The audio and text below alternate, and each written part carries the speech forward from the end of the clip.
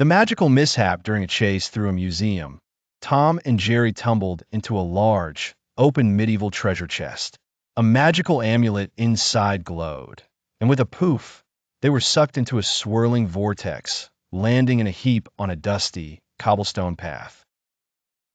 A new, old world they looked up, their jaws dropping. They stood before a colossal stone castle with towering turrets and a flowing moat. Knights in clanking armor marched past, and a royal trumpeter played a fanfare.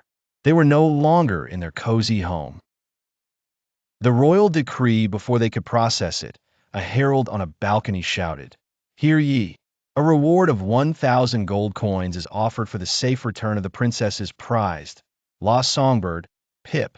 Tom's eyes immediately turned into gold coins. This was his chance to be rich. Rivalry renewed. Jerry, however, saw the poster and the sad face of the princess. His heart melted. He wanted to return the bird out of kindness. Their goals aligned, find the bird, but their motives set them on a collision course once again. The drawbridge dilemma. They sprinted towards the castle's main gate, but the drawbridge began to rise. Tom made a mighty leap, barely scrambling onto the rising wooden platform.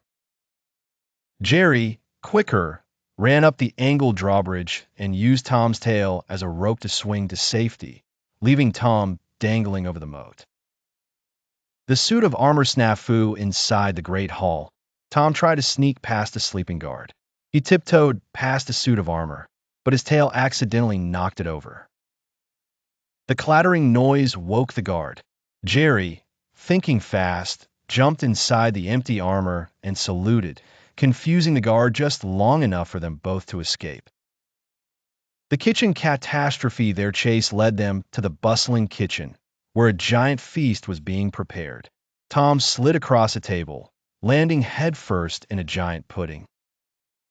Jerry, using a loaf of bread as a sled, surfed down a gravy river, accidentally launching a meatball that knocked a chef's hat off. The jesters they ran into the court jester, a mischievous man who found their chaos delightful. He played a trick, swapping their paths with mirrors and whoopee cushions. Tom ended up chasing the jester's reflection, while Jerry got stuck in a giant, bouncing rubber ball. A feathered clue high in a tower. They spotted a tiny yellow feather, a clue, but it was on a precarious perch overlooking the entire kingdom. They had to work together to navigate the narrow, windy staircase, with Tom using his height and Jerry his agility to avoid falling. The dragon's den, sort of. The feather led them to the dungeon, where a small, fire-breathing lizard, the castle's dragon, guarded the treasure vault.